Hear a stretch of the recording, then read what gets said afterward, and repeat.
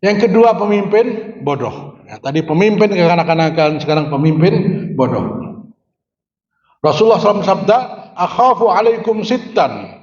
Aku mengkhawatirkan 6 perkara atas kalian. Nah, salah satunya imaratas sufahai, kepemimpinan orang-orang bodoh, yang tidak mampu. Imam Ibnu Katsir rahimahullah menjelaskan tentang makna sufaha.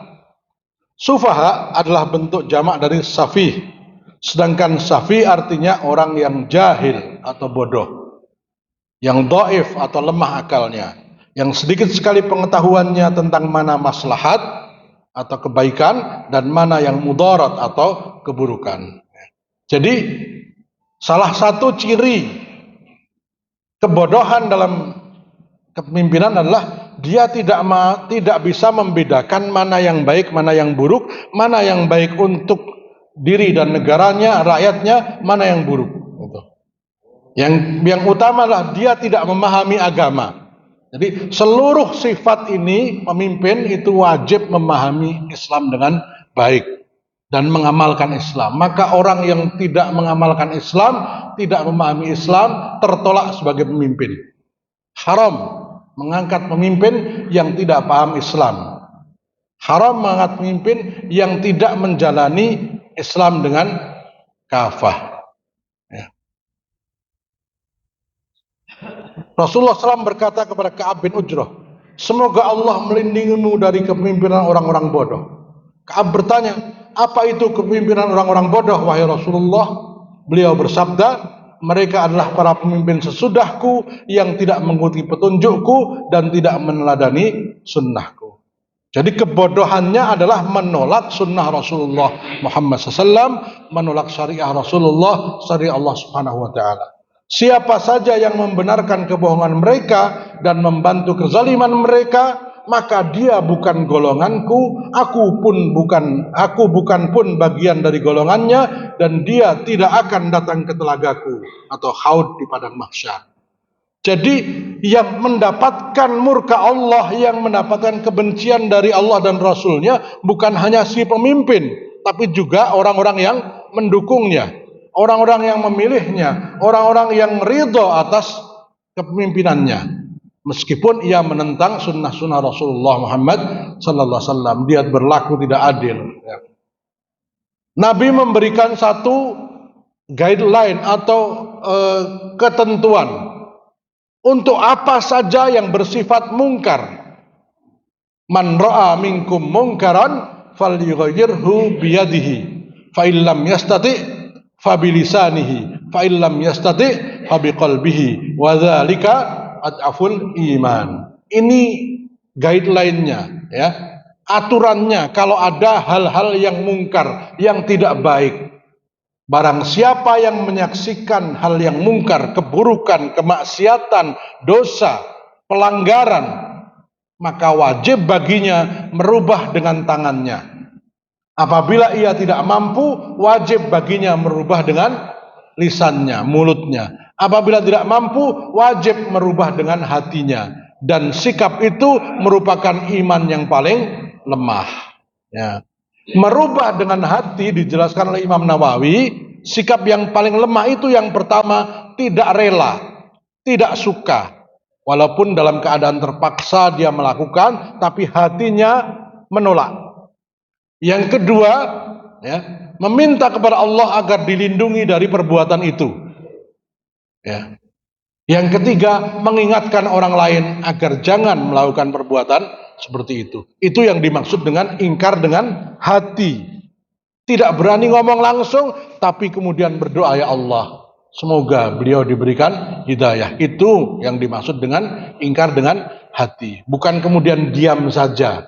Ada upaya-upaya, ya. Tetapi termasuk iman yang paling lemah. Tapi masih ada iman, ya. Lalu Nabi bersabda dalam hadis yang lain, barang siapa yang tidak melakukan itu, maka tidak ada iman lagi meskipun sebiji sawi. Ya. Jadi kemungkaran itu merupakan standar keimanan kita. Maksudnya apa? Sikap kita terhadap kemungkaran di depan mata adalah standar keimanan kita. Kalau kita berani mengingatkan dengan baik tentunya, ya. Ya, saya katakan lagi, kita tidak boleh mencegah kemungkaran dengan cara yang mungkar. Mencegah kemungkaran harus dengan cara yang ma'ruf, yang baik, ya. Kalau terpaksa harus berdebat, berdebatlah dengan cara yang sopan, beradab, begitu. Ud'u ila sabilir rabbika bil hikmati wal mau'izatil hasanah wajadilhum billati hi ahsan. Ini penjelasan Al-Qur'an. Ajaklah manusia menuju jalan Rabbmu dengan hikmah dan tutur kata yang baik. Nah, debatlah mereka, sanggahlah mereka. Kalau sampai berantem, billati hi ahsan, dengan cara yang jauh lebih baik.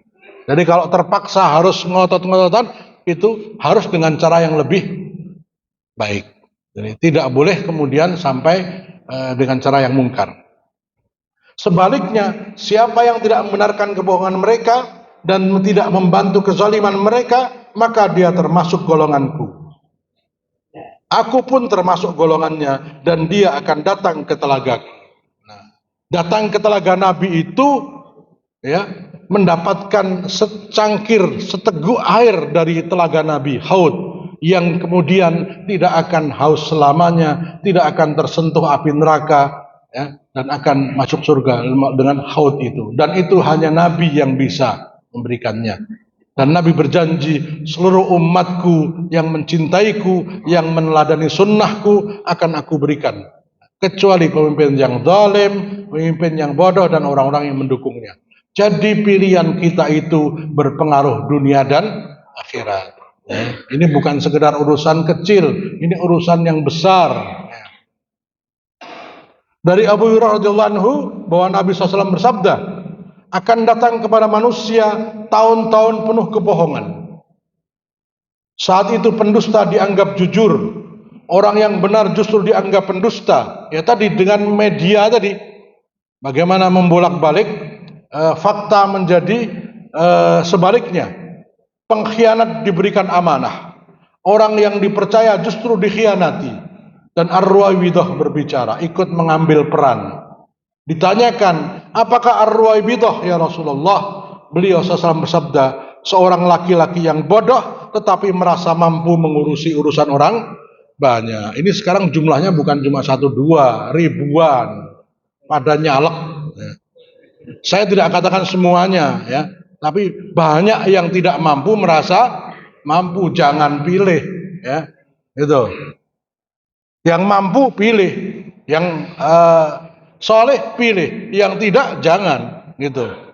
Jadi bukan hanya di pucuk pimpinan ini sekarang yang mau mewakili kita, mewakili orang-orang yang tiap pagi jamaah subuh, ya harus orang yang juga jamaah subuh, begitu.